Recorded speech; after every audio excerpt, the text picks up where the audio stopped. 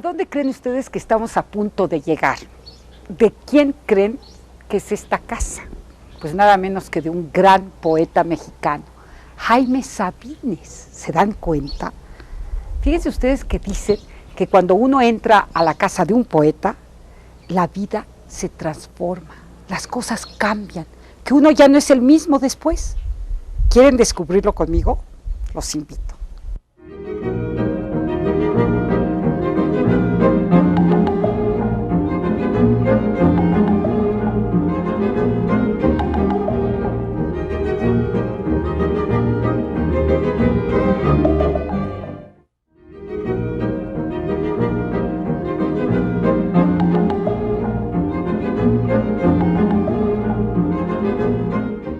Me dueles, mansamente, insoportablemente me dueles.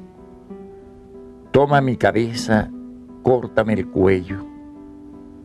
Nada queda de mí después de este amor. Entre los escombros de mi alma, búscame, escúchame. En algún sitio mi voz sobreviviente llama, pide tu asombro, tu iluminado silencio. Atravesando muros, atmósferas, edades, tu rostro que parece que fuera cierto, viene desde la muerte, desde antes del primer día que despertara al mundo. Qué claridad tu rostro, qué ternura de luz ensimismada, qué dibujo de miel sobre hojas de agua. Amo tus ojos, amo tus ojos. Soy como el hijo de tus ojos, como una gota de tus ojos soy. Levántame, de entre tus pies levántame, recógeme del suelo de la sombra que pisas, del rincón de tu cuarto que nunca ves en sueños. Levántame, porque he caído de tus manos y quiero vivir.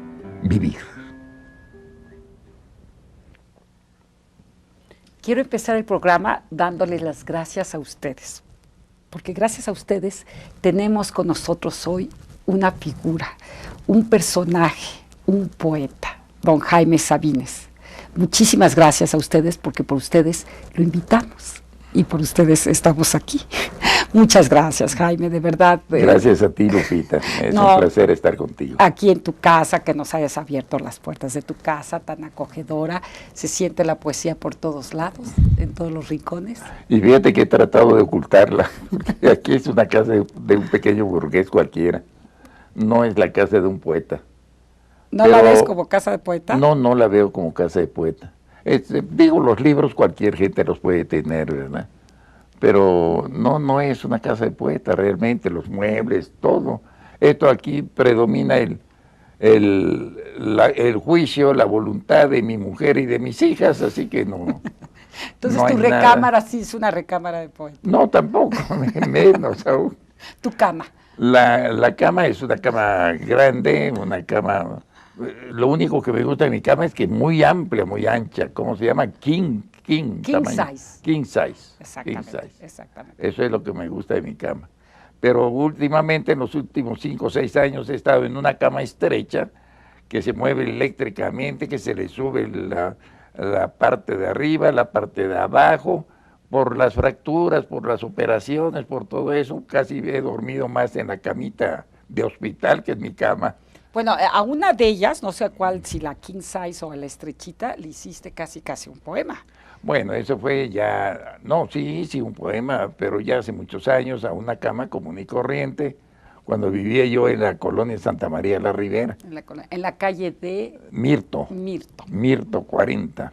Que de ahí te ibas al Cine Majestic. De ahí me iba yo al cine, de cuyo nombre no nos acordábamos. Hace un momento, exactamente. Bueno, yo te voy a preguntar lo obvio, Jaime, y para abrir boca, para que nuestro auditorio se sienta ya pues muy metido en materia. ¿Qué es la poesía? Bueno, es una pregunta, digo, no sé si me atrevo yo a contestar, la verdad, pues toda la gente, todos los poetas durante siglos han tratado de definir la poesía, pero la poesía es indefinible por su naturaleza. Lo que podemos hacer es una aproximación a una definición. Para mí, lo que es la poesía es el retrato, es un testimonio de la vida, ¿no? Yo trato de, con mis poemas, retratar mi vida, dejarla en cuanto tenga algo de todos los demás, porque no valdría contar una anécdota que no tuviera sustancia, ¿no? Si hablo del amor, o del dolor, o de la muerte, o de la angustia, o de la soledad, pretendo hablar de la soledad, del amor y de la muerte de todos los demás. En cuanto la poesía debe ser eso, un testimonio. Hace rato decíamos con el doctor Weiss que la poesía es el retrato de un instante, ¿no? Yo siempre, hablando acerca de la corrección de los poemas, le decía yo que yo no me atrevo a corregir un poema porque la gente de hoy es diferente a la que fui ayer, diferente a la que seré mañana. Y no tengo ningún derecho a corregir ningún poema. Entonces los dejo tal como salieron. Claro, con la corrección simultánea que hago al acto de escribir. Pero la poesía entonces es el retrato de un instante, el detener el tiempo, el detener la vida en un momento dado, ¿no? De un sentimiento. De una emoción, De una absolutamente, emoción. ¿No? En eso pienso que la poesía debe ser el retrato de una emoción, más que de una idea. Si tú ideologizas a la poesía, pues haces un tratado de filosofía o de sociología o lo que sea, menos poesía. La poesía es el intentar, el tratar de contagiar una emoción humana. Ah, qué bonito. ¿Eh? Eso es una definición fundamentalmente, perfecta. ¿No? Por eso tu poesía, siento que eres tan leído, y eres el poeta más leído del país, sin duda, porque precisamente pones en palabras lo que queremos decir, nuestros sentimientos. Estamos solos y al leerte a ti nos sentimos menos solos. Sufrimos el desamor y al leerte a ti tú nos consuelas de alguna manera. Y así, entonces eso también es poesía, es poner... Qué bueno que así sea. Yo pienso que esa es la mayor gratificación que puede tener un poeta, ¿no? El hecho de que sirva la poesía para algo, ¿no? Para romper tu soledad o para consolarte en el momento del desamor o para edificar a un instante del ser humano, ¿verdad? Qué bueno que sea así. Yo he pensado, hay una cosa muy importante, muy sustantiva en esto, incluso el día de hoy leía yo un artículo de Germán Dehesa en que dice que el poeta hace un siglo hubo una especie de calificación de que quién era el poeta más popular del siglo pasado y resultó ser Guillermo Prieto, porque Guillermo Prieto expresaba más las vivencias de nuestro pueblo y me menciona a mí como una excepción de la poesía actual, Germán, pero yo quisiera agregar algo a ese juicio de Germán. Yo no soy retratista de costumbres, nunca lo he sido. Si mi poesía es popular, pues es popular a pesar de mí. Porque yo no he tratado nunca de ser popular, ni de ser de una élite, yo simplemente he escrito poesía. Que la mayor intención, o sea, la primera intención que tengo al escribirla, es la de ser entendido. Porque creo que la poesía es un mensaje de un hombre a otro hombre. No me gusta, jamás me ha gustado la poesía hermética como se estila actualmente, la poesía que necesitas 20 llaves para abrir un cajón de poesía, ¿no? Mi intención siempre ha sido la de comunicarme con los demás seres. Siempre lo he dicho, que somos una especie de islas, cada quien dentro de su propia soledad, y que la poesía es un puente que tendemos de una isla a otra isla, de una persona a otra persona, de un ser humano a otro. Entonces, mientras más gentes llegue mi poesía, más gusto me da, ¿no? Y sobre todo que llega a muchos jóvenes, que yo creo que para ti eso ha de ser muy gratificante. Pues es gratificante en el sentido de que esos jóvenes me garantizan cierta sobrevivencia, ¿no?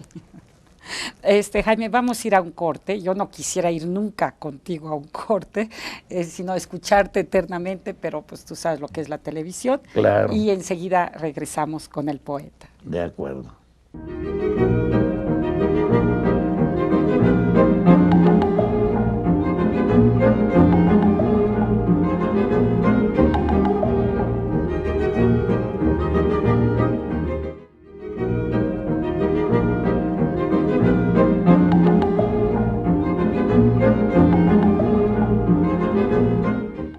Los amorosos callan. El amor es el silencio más fino, el más tembloroso, el más insoportable. Los amorosos buscan. Los amorosos son los que abandonan, son los que cambian, los que olvidan. Su corazón les dice que nunca han de encontrar, no encuentran, buscan. Los amorosos andan como locos porque están solos, entregándose, dándose a cada rato, llorando porque no salvan al amor. Les preocupa el amor.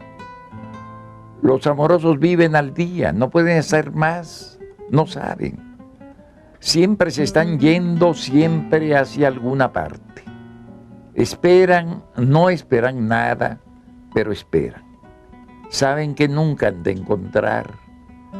El amor es la prórroga perpetua, siempre el paso siguiente, el otro.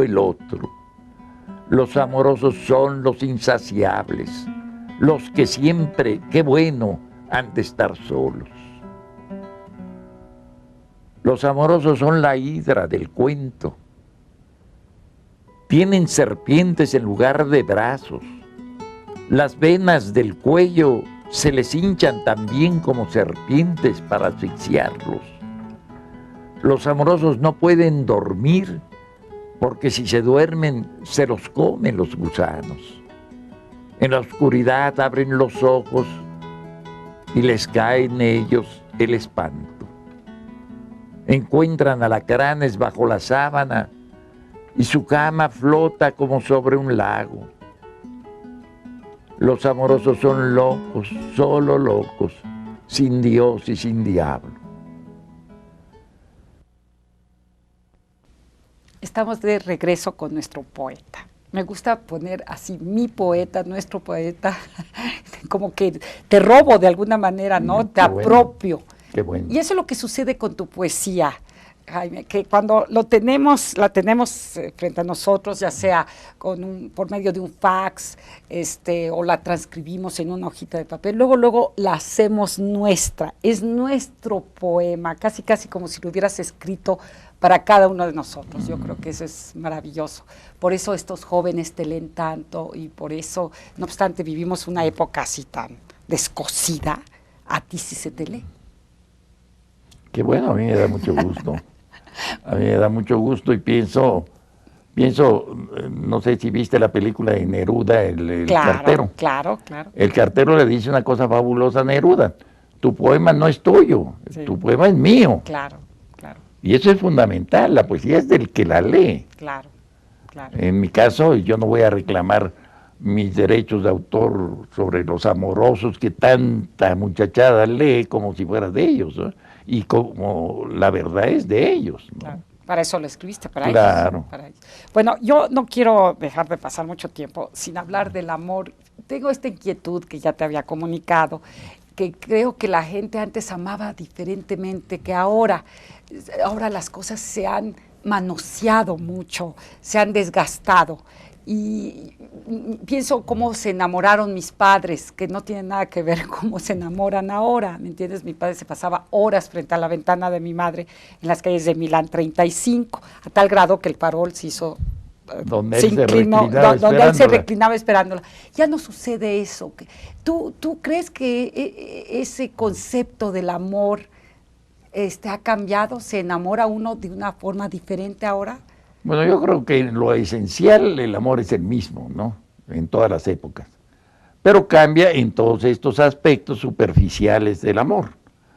¿Qué maneras de enamorar? Digamos, ahora los jóvenes, pues nada más echan un vistazo, se van a uno de estos lugares en que se baila, discotecas y con una seña de un dedo, jalan a una muchacha, bailan y ya se hacen el amor, ¿no? Bueno, el hecho de que se hagan el amor no es que estén enamorados, necesariamente, ¿no? Pero digo, cambian las costumbres, los hábitos. Ahora que me hablabas tú de tus papás, yo me acuerdo del enamoramiento de mi padre con doña Luz, mi madre. Allá en Chiapas, allá en Chiapas, sí. Gutiérrez. Sí, es una anécdota que la he contado pocas veces, pero que es muy singular. El viejo conoce a mi madre en una reunión y esa misma noche se queda sentado en la banqueta de su casa porque no podía irse al cuartel a dormir, pensando en aquella muchacha que había conocido, hasta que le amanece y se va por la tropa a dar instrucciones. Era lo que hacía el viejo con la tropa habitualmente. Era como si hubiera pasado la noche con él. Pasó la noche en la banqueta de la casa de mi madre. Y se conocieron en febrero de 1915 y se casaron en mayo de 1915. No es posible. En esa época. 3 meses duraron de novios. En cambio, mis padres Tu papá dobló el farol. El viejo no tuvo 5 años de novios, imagínate. 5 años, fíjate.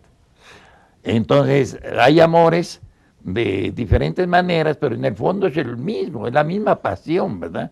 Cuando un jovencito de estos de verdad se enamora como se enamoró tu papá y como se enamoró mi padre, como me enamoré yo. Amar es amar, entregarse totalmente y tratar de ser uno con la persona amada, ¿no? Eso es fundamental. Ahora, la frivolidad de nuestro ambiente. La falta de compromiso. La falta de compromiso. El los hábitos, las costumbres, todo lo que señalabas hace rato, ¿verdad? Eso es cierto. Hay mucha frivolidad en las cosas. No hay verdadero amor en ese sentido. Pero cuando llega el verdadero amor, llega total y puntualmente, ¿no? Y arrasa con todo. No creo que en el amor haya grandes diferencias. Yo recuerdo unos versos de un poeta árabe que decía, lo sé, díselo a Inda, la muchacha, y dile que soy de la tribu de los Usras, de los que se mueren cuando aman. Precioso, ¿verdad? Precioso. Y yo sigo creyendo que el que de verdad ama, el que ama de verdad, se muere cuando ama, ¿verdad? Y de ahí viene el dolor tremendo del desamor. Así es, que ese es el que vamos a hablar al ratito. Yo creo que me sigas hablando del amor, porque de veras el amor te cambia todo el panorama. Claro. ¿No? Eres otro enamorado. Te hace sentir vital, te hace sentir nuevo, te hace estrenar la vida por otra vez, por segunda o tercera o centésima vez, ¿verdad? Me hablabas hace rato de un político que se casó con una muchacha joven y que está irreconocible el político, porque ha rejuvenecido. Irradia luz, no te puedes imaginar. No podemos mencionar su nombre, pero eso es absolutamente cierto, aunque tenga 55 años de edad. El amor te transforma, Jaime. Claro, te cambia, te inyecta. Te renueva. Exacto. Y te da a ver la vida como si fuera la primera vez que la ves. Por eso es tan bonito estar enamorado. Y por eso hay que estar enamorado, porque entonces, fíjate, estoy leyendo este libro de Saramago, seguramente lo has leído, el portugués José Saramago, que se llama Ensayo de una ceguera. No lo he leído. Bueno, de alguna manera... Es el último que acaba de publicar, ¿verdad? Exactamente. De alguna manera te dice este autor que cuando uno no está enamorado, está uno como ciego. Sí. Y sí es cierto. Ciego y triste o indiferente, cuando más. Desencantado. Desencantado. Y cuando te pasa el desencanto, te quedas totalmente indiferente hacia la vida. Ni fu ni fa. Exacto, que es terrible. Y es tremendo, es una especie de vacío existencial, ¿verdad? De tedio. En el que vives, de tedio, de aburrimiento, de cansancio. Fíjate que dice Alberto Moravia, escritor italiano, que uno no se puede enamorar cuando está uno deprimido, y es cierto. Sí, posiblemente. O si te enamoras es porque te enamoras, te acabó la depresión. En ese momento se te acaba. Claro, el amor es la presión máxima, ¿no? Sí. Es absolutamente cierto. El amor te hace vivir y el desamor te aleja de la vida y de las cosas vitales. Te sientes muerta. Y entonces caminas como un sonámbulo, ¿no? Como un fantasma, ¿no? Así es, Lupita. Bueno, vamos a ir a un corte y vamos a regresar con nuestro poeta Jaime Sabines.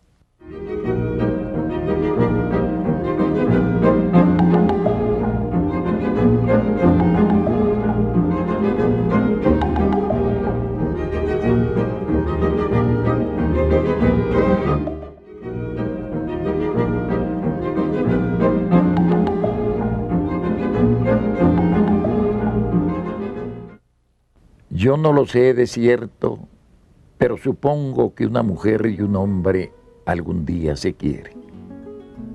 Se van quedando solos poco a poco. Algo en su corazón les dice que están solos. Solos sobre la tierra se penetran, se van matando el uno al otro. Todo se hace en silencio, como se hace la luz dentro del ojo.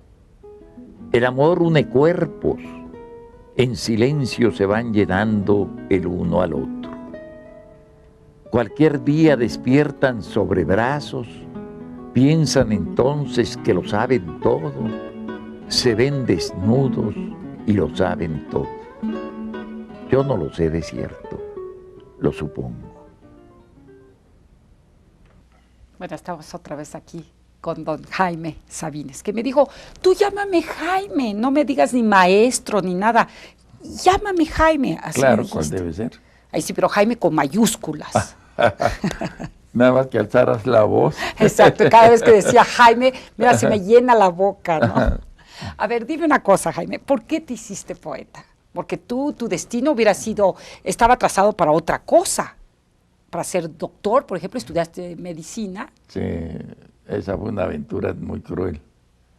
Cuando me vine de Chiapas a estudiar medicina, me enfrenté a la Ciudad de México, vine solo y me enfrenté a la agresividad, a la hostilidad de la gran ciudad.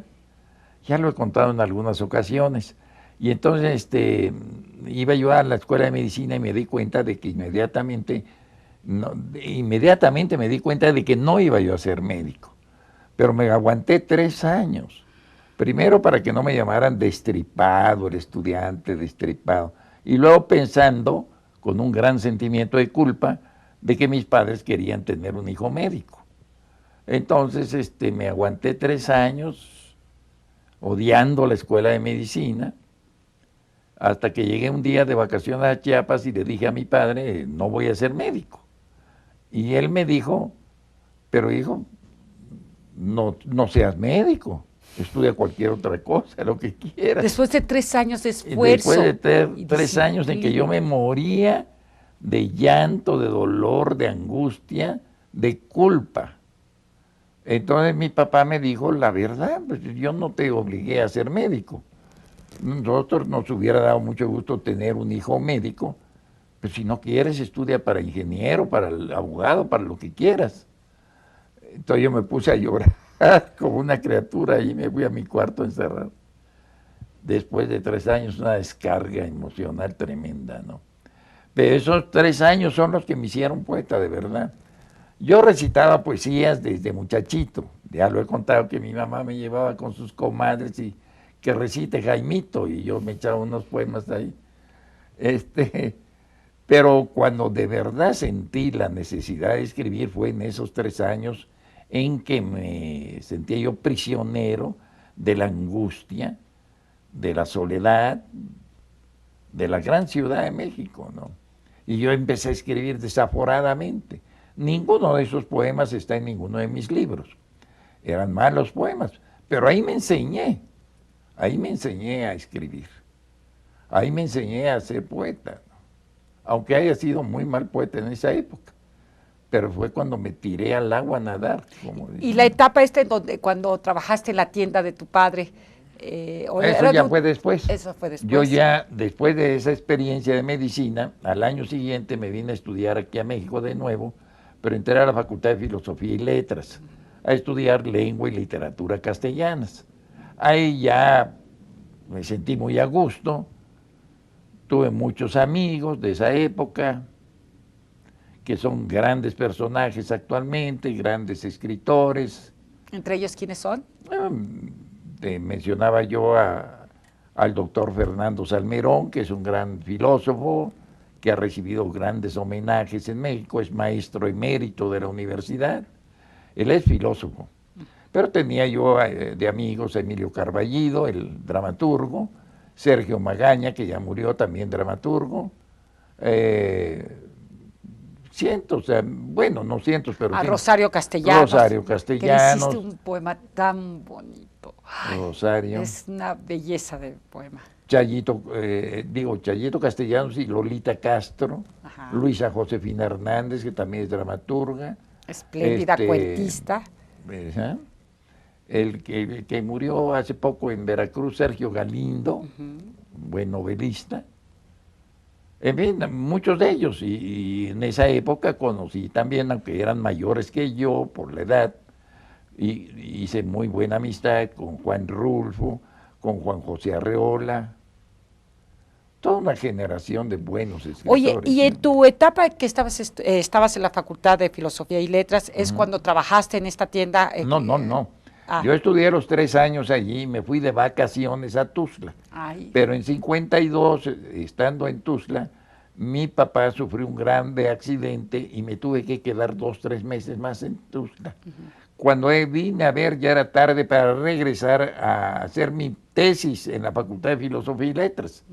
Entonces ya no regresé, me quedé de orador de un candidato al gobierno de Chiapas, el licenciado Aranda Osorio. Le hacías los discursos. Yo ya echaba discursos en cada pueblito. Ajá. Y éramos 3 poetas los que había escogido de oradores Aranda Osorio. Noquis Cancino, que hasta la fecha vive, el doctor Eno Cancino en Tuxtla. José Falconi, que era periodista después, muy buen amigo, muy buen poeta. Murió en un accidente de aviación en Veracruz cuando cayeron muchos periodistas en época de Echeverría. Y yo éramos los 3. Entonces, en esa época te empezó a gustar de alguna manera la política. No, yo lo único que quería era obtener alguna beca, alguna cosa para regresarme a México, ¿no? Yo dije, pues no le voy a servir a este señor, claro, y de algún modo él me va a servir a mí, me va a preguntar qué quiero, y le voy a decir, yo quiero regresarme a México a estudiar. Beca, claro. Pero no lo hizo así, que trató de humillar, como había humillado a Pepe y a Noquis, y yo no me dejé y lo mandé al diablo. Entonces mi hermano Juan, que se venía por primera vez de diputado federal a México, me dice, ahí está la tienda, Jaime, si quieres, pues ahí está, para que tengas de qué vivir. Tienda donde se vendían tienda telas. De ropa. Telas. Entonces mi mujer, ya la que iba a ser mi mujer, pues ya había terminado también su carrera de odontología, Chepita, y ya estaba en Chiapas. Entonces dije yo, bueno, si no regreso a México, me caso.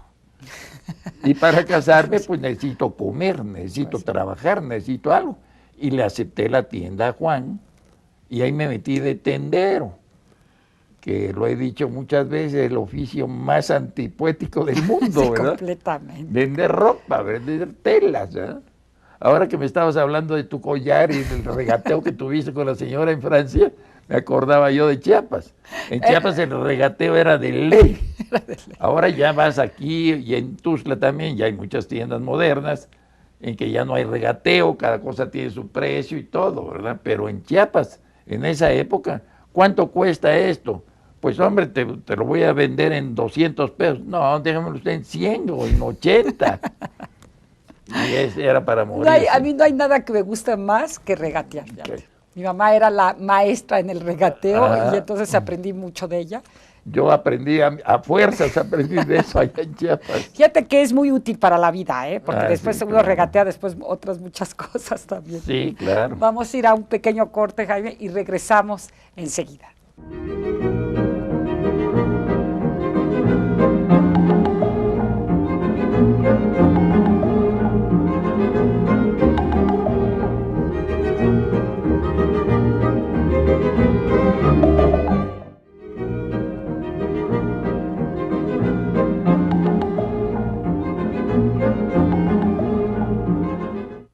Te quiero a las 10 de la mañana y a las 11 y a las 12 del día.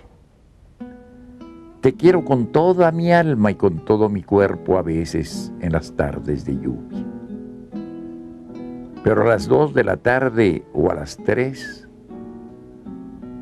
cuando me pongo a pensar en nosotros dos y tú piensas en la comida o en el trabajo diario o en las diversiones que no tienes, me pongo a odiarte sordamente con la mitad del odio que guardo para mí.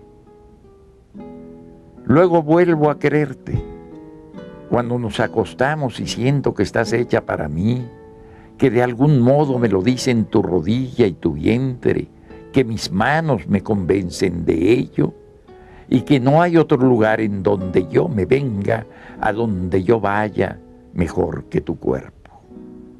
Tú vienes toda entera a mi encuentro y los dos desaparecemos un instante, nos metemos en la boca de Dios hasta que yo te digo que tengo hambre o sueño.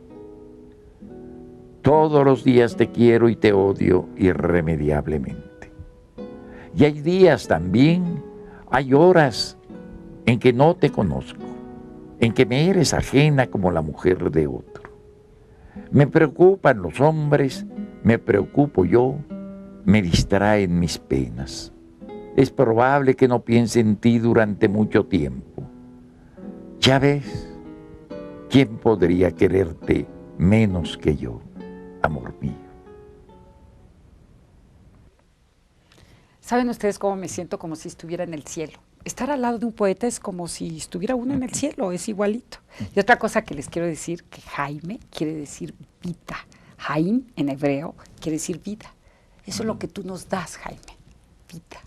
Yo no sabía eso. Para que Hasta veas. ahora que me enseñaron, digo, siempre se aprende algo, ¿no?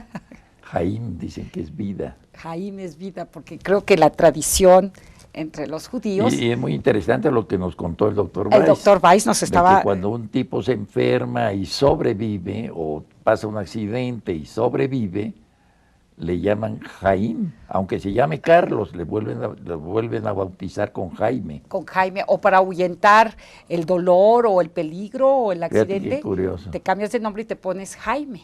A los 71 años casi lo vengo a aprender. Qué bueno. Qué bonito, ¿no? Oye, dime una cosa, Jaime, ¿qué son las cosas que te inspiran? Por ejemplo, estamos viviendo una época, tú sabes, como la época que estamos viviendo, tan caótica, tan desordenada, tan descosida. No sé si esto llega a afectar tu inspiración o al contrario, te la estimula. No, yo creo que la época que estamos viviendo es una época de desastre, ¿verdad? Y no estimula para nada el acto creativo, al contrario, desestimula. Yo no sé, en este momento no puedo hablar de la época, porque la época ha sido para mí 7 años de cama, de postración, operaciones quirúrgicas, llevo 35, decía yo que ya debo de estar en el récord Guinness, ¿verdad? 35 operaciones quirúrgicas, horrores de dolor, túneles de miseria, horribles.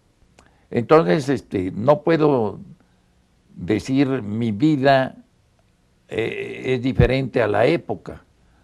O la época me influyó de tal modo, no.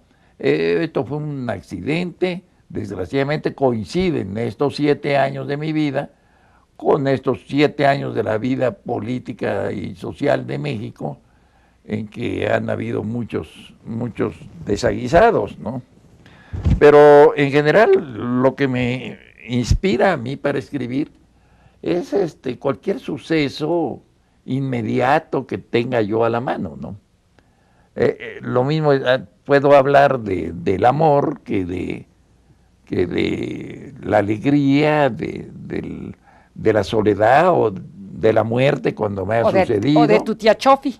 O de mi tía Chofi, digo, cuando sucede un acontecimiento de esos, ¿no? Su muerte, por ejemplo. Varias veces me han preguntado que por qué tengo el tema de la muerte tan insistente en mi poesía. No es que yo tenga un tema, que uno agarre un tema y voy a escribir acerca de esto. Es que el tema ha sucedido, la muerte ha sucedido, me ha asediado a lo largo de mi vida. La tía Chofi, mi padre, mi madre, mi hermano Juan, mi hermano Jorge, mis amigos. La luna. También se habla de la luna, ¿verdad? Entonces hablas de todo de todo lo que es vital para ti, ¿no? De todo lo que puede ser vital para los demás. Aún la muerte, porque la muerte nos enseña a vivir. Claro.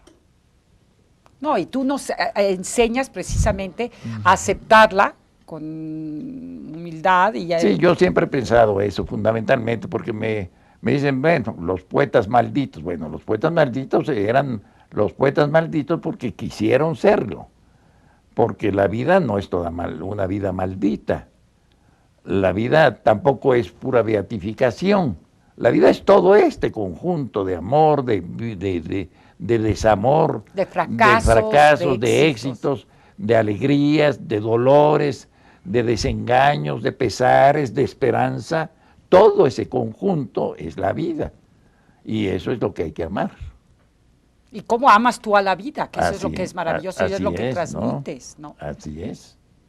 Pero tú crees, Jaime, que, por ejemplo, todas estas vivencias de dolor, estas pruebas terribles por las que has de haber pasado seguramente, ¿tú crees que hubiera sido tú otro? Es muy ambicioso preguntarte esto, quizás es un poquito iluso, pero tú hubieras sido otro Jaime si no hubieras pasado por todas estas penas físicas, me refiero.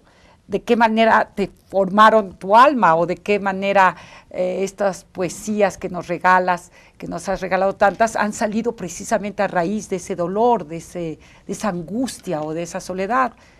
Sale cuando la vida te aprieta con sus manos, ¿no?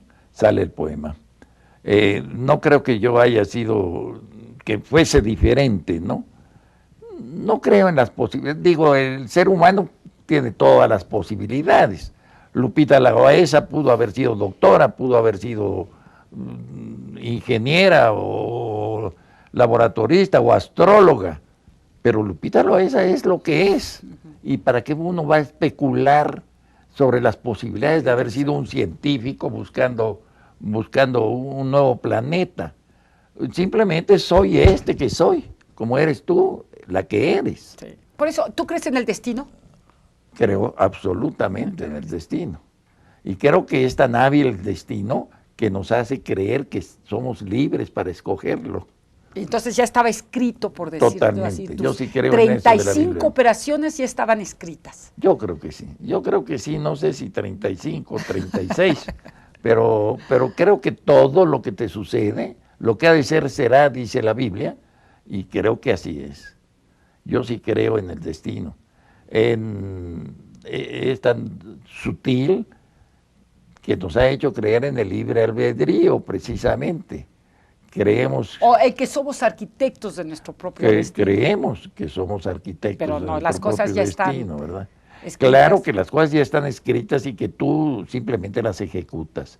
Es decir, y que tienes que trabajar para ejecutar esas cosas, que tienes que partirte la cabeza todos los días para ser tú misma. Eso es curioso, pero como que es una burla del mismo destino hacerte creer, tú eres enteramente libre, Lupita, haz lo que quieras. Sin embargo, estás en las manos del destino. Y tú gozas esa libertad, disfrutas, yo hago lo que quiero, así lo he hecho yo a lo largo de toda mi vida. Pero en el fondo estamos sujetos a un dictado superior. Pero Jaime Sabines sí ha hecho lo que ha querido. Yo creo que sí. He hecho lo que he querido y aún lo que no he querido. Exacto. El trabajar en una tienda de ropa, el vender alimento para animales aquí en todos los establos de la Ciudad de México, de la periferia del DF. También de eso estuve vendiendo 25 años. Pero fíjate, Juan Rulfo vendía llantas. Pues sí, no tiene nada de malo. Sí. Al contrario, yo escogí la tienda de ropa y escogí aquí en México el vender alimentos para animales antes que meterme al periodismo, digamos. El periodismo sentía yo que me podía hacer más daño, el periodismo, a mi poesía, a lo que yo amo más en la vida, que es mi poesía, el nódulo esencial de lo que es el poeta. El periodismo me podía hacer perjudicar, contagiarme de facilidad o de hábitos y todo. En cambio, abrir una zanja, sembrar un árbol, vender un alimento, eso está tan apartado de la creatividad que no me haría daño nunca. Al contrario, enriquecía mi propia vida con otros factores que me obligaron a conocer y a tratar, ¿no? La gente de un establo, un hombre sencillo, de Jalisco, de Querétaro, donde fuera, platicar con ese, te enriquece también, tal vez más que platicar con un intelectual. Sí, es cierto. Sí, porque es lo que más se parece a la vida finalmente. Pues es la vida. Es la vida. Bueno, fíjate que ya nos vamos a tener que despedir, pero no sin antes, te voy a pedir un consejo. Sí. ¿Qué les recomiendas a las personas que están viviendo con mucha dificultad el desamor, por ejemplo? ¿Qué les dirías? Paciencia, por un lado. La paciencia es una esperanza oculta.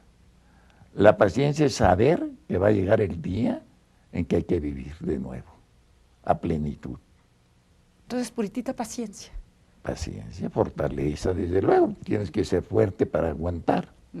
Y cierta humildad para aceptar. Desde luego. Tú mismo lo has dicho. Eso es lo que hay que vivir cuando nos tocó la época del desamor. Que no va a durar mucho. Va a llegar un momento en que despiertes y digas buenos días. Qué bonito. Y bueno, nosotros vamos a tener que decir buenas noches. Buenas noches. Te agradezco muchísimo. Gracias a ti, Lupita. De verdad, tu gran generosidad por habernos abierto las puertas de tu casa, por haber irrumpido en esta paz, en tu cotidianidad. Yo sé que Chepita te está esperando, tu esposa. ¿Chepita se llama? Sí, Chepita. Chepita, bueno, pero lo van a ver el programa y bueno, seguramente lo va a disfrutar Entonces mucho. Te daremos las gracias toda la familia Sabines. Muchísimas gracias. Lupita, Jaime, bueno, ha sido un placer. No hay nada más que agregar. Ya escucharon al poeta.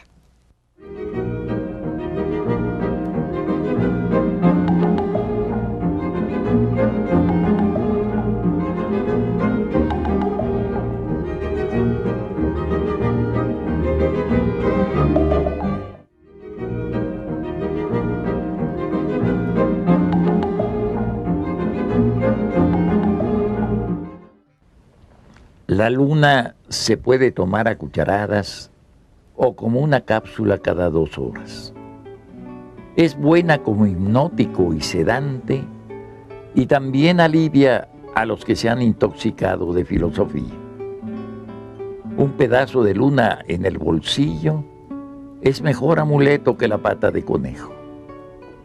Sirve para encontrar a quien se ama, para ser rico sin que lo sepa nadie y para alejar a los médicos y las clínicas. Se puede dar de postre a los niños cuando no se han dormido y unas gotas de luna en los ojos de los ancianos ayudan a bien morir. Pon una hoja tierna de la luna debajo de tu almohada y mirarás lo que quieras ver. Lleva siempre un frasquito del aire de la luna para cuando te ahogues y dale la llave de la luna a los presos y a los desencantados. Para los condenados a muerte y para los condenados a vida, no hay mejor estimulante que la luna en dosis precisas y controladas.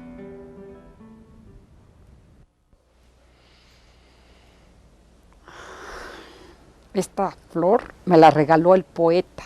¿Y saben ustedes dónde la voy a poner? Justo en la página donde están los amorosos y la luna, a un ladito de la luna. Bueno, mientras tanto les recuerdo que usted y yo tenemos una cita el próximo domingo en A Través del Espejo.